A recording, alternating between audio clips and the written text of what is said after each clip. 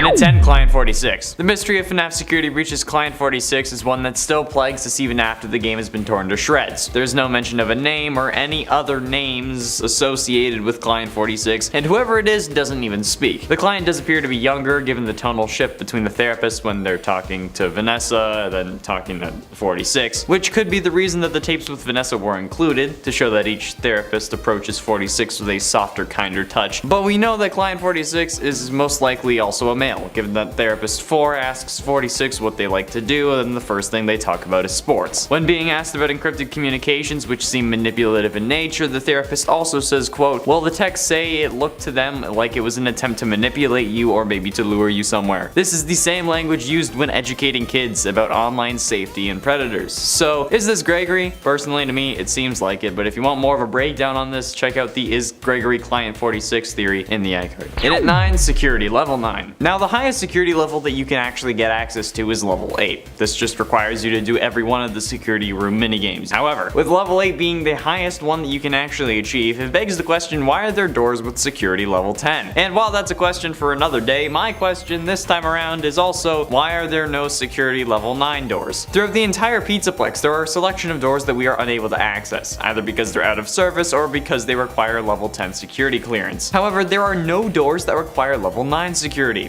Why is this? The simple answer is because 10 is more secure, both in an in-universe perspective as well as a gameplay standpoint. Because maybe you can somehow accidentally glitch your way to level 9 clearance. But the theory could also be that it's because in reality there is something incredibly sinister going on behind those level 10 doors. Especially if it's bad enough to hide behind 2 door levels up from your highest clearance and not just 1. And at 8, inspiration. Now, while the Pizzaplex itself may not be real, are there actually elements of this that could be? Well, actually, yes. It's been confirmed that most of the locations and structures in the Freddy Fazbear's Mega Pizzaplex were actually based on places that the developers spent their childhood in, which would mean each of these locations draws inspiration from a real place. But it's still unrealistic that a franchise like Fazbear's, having been made famous for having kids constantly go missing, would be able to end up building a whole model complex. But also, this makes me wonder, is this the plan in real life? I mean, we don't know what this game's year is supposed to be. Like, I originally assumed it was 2022 because of the FNAF AR emails, but this could also be as late as like 2037 or something, thanks to FNAF 6 and the like. But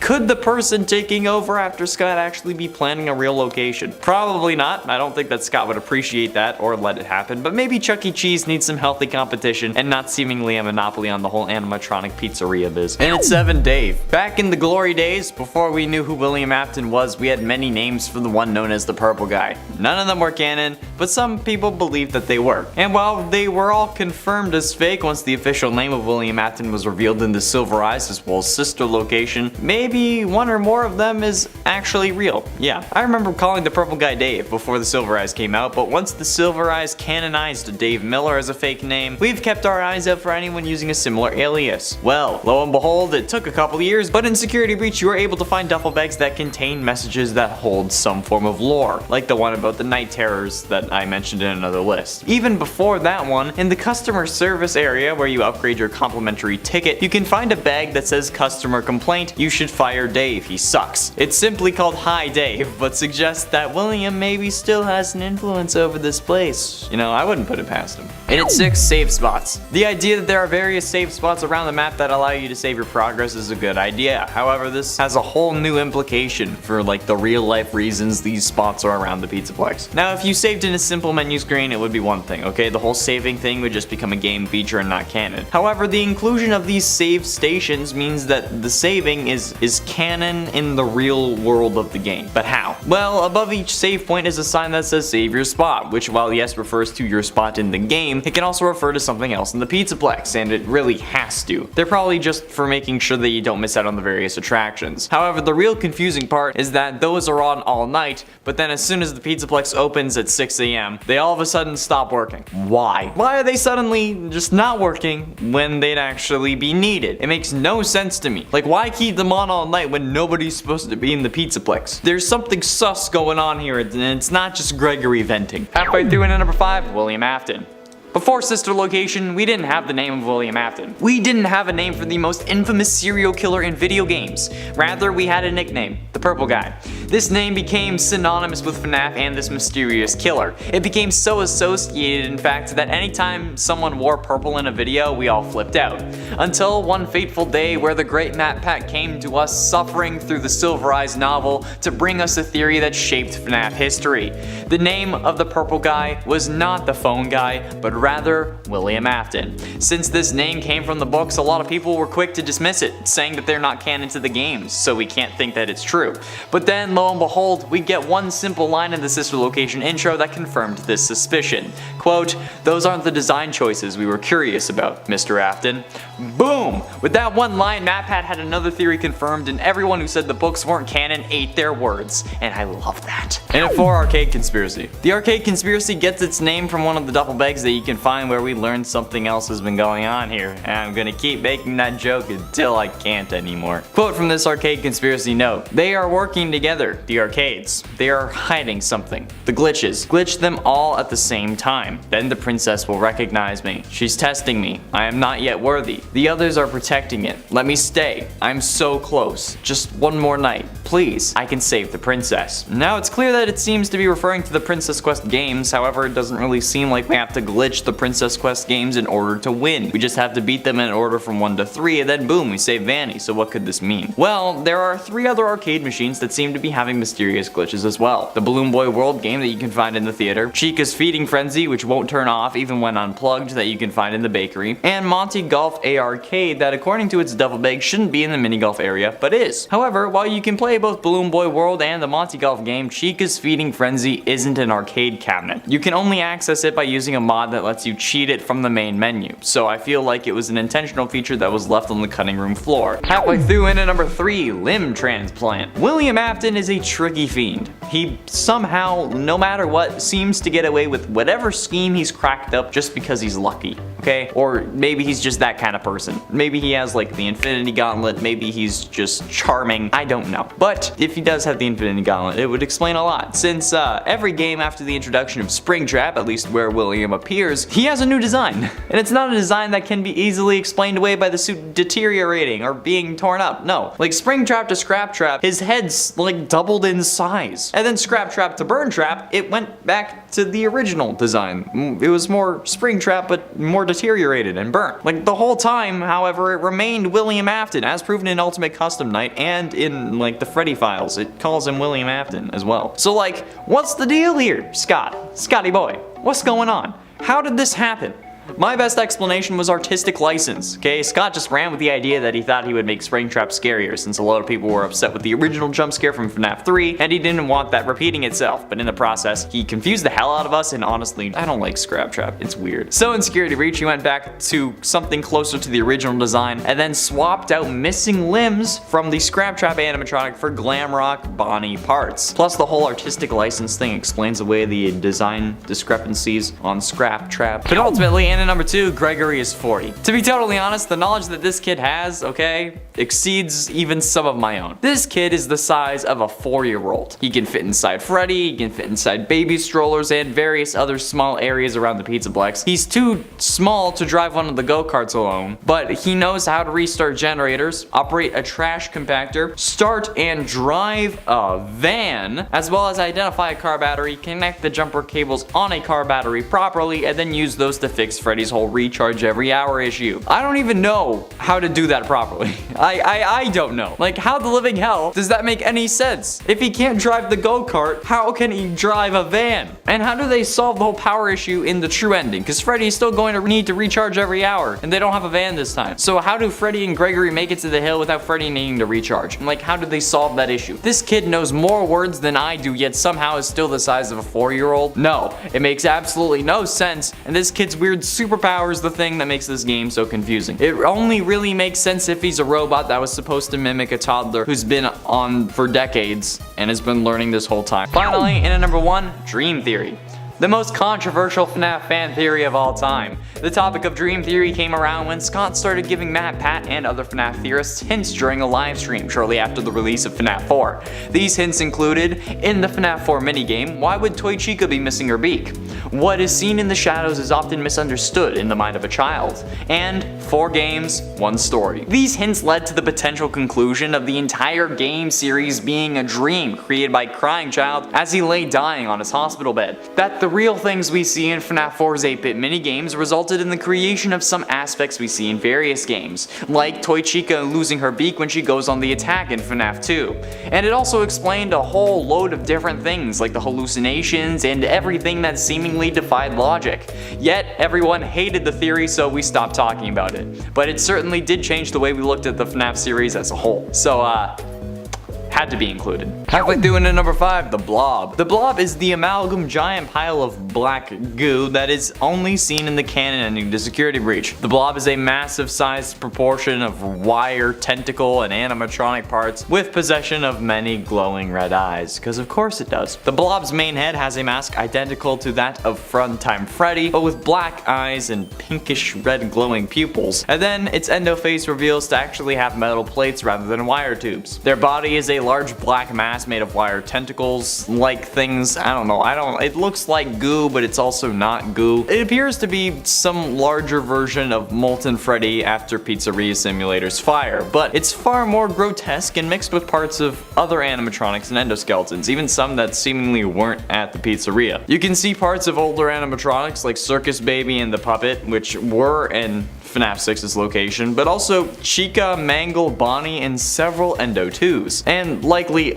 others that we can't actually see. However, one detail pointed out to me, at least by Matt Patton in his latest theory, was that Baby's eyes aren't glowing red, suggesting that perhaps Baby's soul isn't in this giant amalgamation, and instead it's being controlled by Funtime Freddy. Similar to how the book's tentacle monster was Baby, but this time it would be Freddy in the game world. And at 4, we are Vanny. This one was a video a long time ago, before Security Breach actually came out, and it was a theory about how our player character in FNAF VR was in fact Vanny or Vanessa. And you know what? It ended up being confirmed as true in Security Breach, although I'm pretty sure that that wasn't an original thought when we made that video. I'm pretty sure I based it off of Reddit posts and stuff. But with the interviews or therapy sessions present within the game, however, we do get more information and clues to the story of the previous 3 FNAF games as well. Well, okay, like 2 main series games and then 1 spin-off. Yep. That's correct. These therapy sessions actually confirmed the suspicions that Vanessa was indeed Ness from FNAF AR as well. So with this revelation, we know that in FNAF VR we play as Vanessa, who was probably put there by someone higher up at Fazbear Entertainment because they knew what AFTON was planning or something, or maybe it was AFTON using his hacking skills through being in the game, something like that. I don't know. But then we got possessed with our mind locked inside Princess Quest. And then we get sent to the special delivery unit to install our virus on various animatronics, probably to try to help William gain a body of his own, but that didn't work. So we were moved to the head security guard for the Pizzaplex, where we could dig up AFTON's old body so that we'd be able to put him in that, since it had already contained him before. And thanks to the simple mention of Lewis and her looking up odd things at work with her secret encrypted conversations, we now know the full story of Vanessa since FNAF VR, or since FNAF AR. No, it would be VR AR Security Breach. Getting close to the end, and at number 3, Michael is Crying Child. The Crying Child has been a mystery since FNAF 4. He doesn't have a name, despite what people may be calling him, and currently they're working on trying to uncover his name, but as of yet, he isn't named Chris, he isn't named Doug, he isn't named Larry. But not only is his name a mystery, the character himself is also mysterious. He dies at the end of FNAF 4, but he's told that he will get put back together, presumably by William, but we don't know if he was actually put back together. However, when the revelation came that Mike knew what the Nightmare animatronics looked like, we absolutely flipped, thinking that he had to be Crying Child, and that he had to have been put back together. There was absolutely no way that he could be anyone else. That somehow William had kept Crying Child alive after he supposedly died in FNAF 4. This is something we all solidly believed. Until one fateful day when Fazbear Frights Book 3 Step Closer and its title story were released. But ultimately, into number 2, Vengeful Child. And while yes, we made a whole video about this literally yesterday, I wanted to make sure that everyone knows that the whole Crying Child is the vengeful spirit thing solves a lot more problems than it causes. Because the only thing you really have to do to have this theory be the case is believe that crying child would blame his father for his death. And considering how he most likely saw Elizabeth get scooped, it's probably the case. At that point, he would note that the robots that William, his father, made are meant to kill, and therefore wouldn't blame Michael for figuring that an animatronic wouldn't be able to kill him. Additionally, it explains the nightmares in Ultimate Custom Night, fact that Cassidy was released in FNAF 3, and the he pronouns used for the one you should not have killed, and doesn't really raise any questions other than would he blame William. The only time we've seen someone possess something while they've still been alive, and then also possessed multiple things, was Henry after the loss of his daughter, which, you know what, in my mind would cause a lot more agony than a child being chased by nightmare versions of robots while you're in a coma in the hospital, okay? Losing a child is worse than a nightmare. Also, if you're in the hospital, the only thing that you're going to possess is like the only thing around, which is your dad, okay? It's the simplest explanation. It literally explains everything. I don't know why people are so apprehensive about this theory. Like, yeah, you can believe that William didn't kill Crying Child, but what's important here isn't what you believe, it's what Crying Child himself would believe. After all, since the vengeful spirit is talking through the animatronics in Ultimate Custom Night, as we learned from the mediocre melody lines, because the animatronic lines are basically just what the one you should not have killed is saying, but in the animatronic voice. So, by that logic, the one you should not have killed basically named themselves. Not basically, they did name themselves. So all that matters is if Crying Child would blame dear old dad, and considering how he probably saw Elizabeth get scooped, I'm much more comfortable thinking that, instead of thinking that Cassidy wasn't released in the Happiest Day minigame despite what is clearly is the intended end for those spirits, and then somehow switching from Golden Freddy to William or even possessing both, and then having two souls inside of Golden Freddy. Like, it's one logical assumption compared to multiple assumptions. The logbook people also cite as evidence for Cassidy actually basically proves the whole Cassidy thing wrong, since Cassidy shows up on a page talking about your happiest day, being given cake by the puppet, so I'm pretty sure that is Scott solidifying the whole she was released in the Happiest Day minigame thing, since this book would have taken place before FNAF 3. Like hell, maybe it even took place during FNAF 3 just before she's released, hence why the two spirits could be talking. And finally, in number 1, the AFTONs. In the best ending, the Princess Quest ending, there are quite a few confusing moments. The most confusing one for me is the idea that Gregory would go get ice cream with Vanessa when she's done trying to kill him. Like, why would you do that? Some people seem to think that it's because they're related or representing the dead AFTON kids. And thanks to MatPat, there is actually a little more evidence to this. The ice cream that Vanessa gets while on the hill is very reminiscent of the ice cream cone that lured Elizabeth into Baby's arms. The cone with the tall soft serve on top looks like the cone with the tall soft serve on top that Baby presented to Elizabeth in order to lure her closer and then subsequently kill her. Is that evidence or just a coincidence? You see, I wasn't really sure, but thanks to MatPat, he pointed out that Gregory also has a popsicle. A Freddy popsicle to be exact, you know, like those SpongeBob ones that never look right, but it's Freddy Fazbear, not SpongeBob. And the lighting makes it look very yellow in color, as if it was a reference to a certain yellow bear that could have had something to do with the Crying Child's death. If this was truly meant to be Crying Child, this could be a good way of indicating it. But not only is it this good, it gets better. Crying Child, or I guess Gregory, has taken a bite out of the head of the popsicle. Could also be a reference to how he met his unfortunate fate. And that, combined with the other ice cream, I feel like that's pretty good. And at 10, Henry's Mustard Man. The Mustard Man is one of the most confusing points of FNAF 6. This seemingly new character felt like William Afton, driving a purple car and living in a house with kids that we had established to be William's, but he wasn't purple. This led some to the conclusion that perhaps this was Henry, William's business partner and father to Charlotte, the one who goes on to possess the puppet. This caused us to think hard and look at different aspects of the series in a whole new way. If this was Henry, that would mean that the FNAF 4 house was Henry's, and that the security cameras in sister locations' security room were of Henry's house, meaning either he put them there or William was spying on them. It would also mean that the FNAF 4 girls' room was Charlotte's and not Elizabeth's.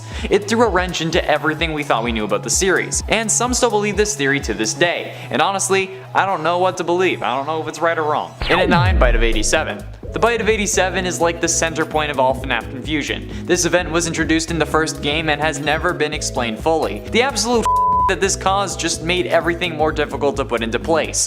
Who caused the bite? Who got bit? Was it Mangle? Was it Fredbear? Did we see the bite in FNAF 4? Was it Jeremy who got bit? If so, why did he stick around with the company? Was Chica's Ultimate Custom Night line actually revealing the bite? We don't know the answers, but generally the consensus is that Mangle bit Jeremy prior to FNAF 2, and that's why we were hired in the game. But then FNAF 4 came along and a load of people assumed that Crying Child being chomped was the bite of 87. However, as evidenced by the Fredbear and Friends cartoon on the TV and the secret password of 1983 in sister location, we know that Crying Child was bit in 1983 and not 1987, resulting in 2 separate bite instances. Yeah, it's absolutely bonkers, but hey, that's FNAF for you. And it ain't Mike Trap. This has got to be the most frustrating debate in all of FNAF lore. At the end of Sister Location, in the secret ending, Mike has a little speech about how he's supposed to be dead but he isn't, and that he's going to go find his father, who just so happens to be William Afton. But this debate comes at the end of the scene. Since Mike says, "I'm going to come find you," and then Springtrap pops out, because, you know, he's in the ruins of Fazbear Frights. This made people believe that this was actually Springtrap popping out, and that Springtrap was Mike. However, it was only to show that, you know, dear old dad hasn't moved on to the blood-soaked pastures, and that you lighting the on fire didn't actually do anything, because he was being kept alive by the soul of one of his victims. Yeah, the whole Mike Trap Club was disproven by Scott himself when he said in a post on Steam to look at MatPat's explanation for the whole debate. But yeah, some people still swear that they're 2 different individuals, which is absolutely absurd but definitely changed everything. And it's 7 Survivor. William Afton always comes back, but honestly, that wasn't always the case. After FNAF 3, we thought that he was dead, at least until someone pulled the good old-fashioned screen brightening and saw William on the back of the final newspaper article in FNAF 3 where it talks about the Fazbear Frights fire. That's when we knew that William would be back again whenever the series continued. This wasn't the only time that we would theorize that Afton survived either, since in FNAF 6 we also got theories about William making it out of the final fire, since he was in front of the flames in the final scene, whereas other animatronics were behind or inside the fire. And this also turned out to be true, since in the Man in Room 1280 we learned that he made it out of the fire and was in the hospital, being kept alive by the soul of one of his victims, like supernatural life support. And in FNAF VR he was back as sentient code, which now makes us all believe that next time William bites the dust, he'll be back. I always come back. And in 6, Clara Afton. We know little about Mrs. Afton. We don't even know if there was a Mrs. Afton. We know that William probably had some form of woman in his life, assuming his kids are biological and not adopted, and we also know that William had some other female that he was pushing away, who was represented by Bellora's song. But we also have no idea who this original woman was, or if she's still alive. Maybe she died, maybe she left William. There have been plenty of rumors and ideas of how this situation is going on by different FNAF parody songs and animations, some of which involve car accidents, or Mrs. Afton walking in on whatever William was doing, but none of these have ever been confirmed. So like, people are still treating them as fact even though they're literally just fan animations. There is no official name yet for Mrs. Afton. Some people though call her Clara because of The Immortal and the Restless, the soap opera from Sister Location, since there's a vampire in purple that people compared to William, which for some reason even meant that, because, you know, William's name isn't Vlad, but Clara, oh yeah, that must be the mother's name. Yeah, that's not true. Clara Afton doesn't exist, at least yet. She has no canon name, alright? So stop calling her Clara Afton. I still see comments like this, and I feel like at this point it's only to troll me. Are you doing it to troll me? Are you doing it to make me mad? Because it's working. FNAF has already driven me insane. You don't need to do it more, okay? I'm already crazy. And at 5, the Aftons. Yes, this is a top 5, okay, relax. In the best ending to FNAF Security Breach, there are quite a few confusing moments. The most confusing one for me, at the very least, is the idea that Gregory would go get ice cream with Vanessa when she's done trying to kill him. Like, why would you do that? Like, this is kind of like a come into my van kind of situation, you know? Some seem to think that it's because they're related or representing the dead Afton kids. And thanks to MatPat, there is actually a little more evidence to this now. Well, not now, like a while ago, but you know what I mean. The ice cream that Vanessa gets while on the hill is very reminiscent of the ice cream cone that lured Elizabeth into Baby's arms. However you want to say it, arms, arm grabbing, scooping range, whatever. The cone, the soft serve on top, kind of looks like the cone with the soft serve on top that Baby presented to Elizabeth in order to lure her closer and then, you know. Like, is that evidence or just a coincidence? Originally, you don't really know, okay? But Vanessa isn't the only one with a potentially symbolic dessert option in her murderous little hands. Thanks to MatPat pointing this out, Gregory also has a popsicle. A Freddy popsicle to be exact. They're kind of like the ones that you could get in the game earlier, like the SpongeBob ones that never look right? But it's Freddy Fazbear. And the lighting makes this one, that isn't Glamrock Freddy, surprisingly enough, look very yellow in color, as if it was referencing to a certain certain yellow bear that could have had something to do with Crying Child's death. If it was meant to be Crying Child, this could be a good way of indicating that not only is this good, but it also gets better. Alright, Crying Child has taken a bite out of the head of the popsicle. Which first of all is weird, because why are you biting a popsicle? Especially in a point that like the ear can like fall off because it's not attached by enough anymore. But also it could be a reference to how he ended up meeting his unfortunate fate after William supercharged the jaw, just saying, but like I don't know, okay? I don't know if like the generally accepted canon, like if these are the AFTON kids, but like hell, it would make a lot of sense in my mind. And at 4, 2 souls. The idea that Golden Freddy has 2 souls inside him only started thanks to the Bunny Call epilogue, where the spirit who was possessing William Afton went on to possess the Stitch Wraith along with the original spirit. That, for one reason or another, caused a load of people to start thinking that Golden Freddy had 2 souls inside him. However, you know, like MatPat says, it's just a theory. Lore-wise, as far as we know, Freddy only has 1 soul inside him. And the whole 2 eyes thing with the golden Freddy head and the FNAF 3 bad ending, it doesn't make sense, okay? If you want to go and have a better explanation as to why it doesn't make sense, check out my video on the topic. This presents an issue though, because if we look at a series through this lens, it can cause us to move in directions that we were never supposed to. Since if Golden Freddy having 2 souls is not the case, then us assuming that it is and then continuing on with that in mind is just going to cause even more problems.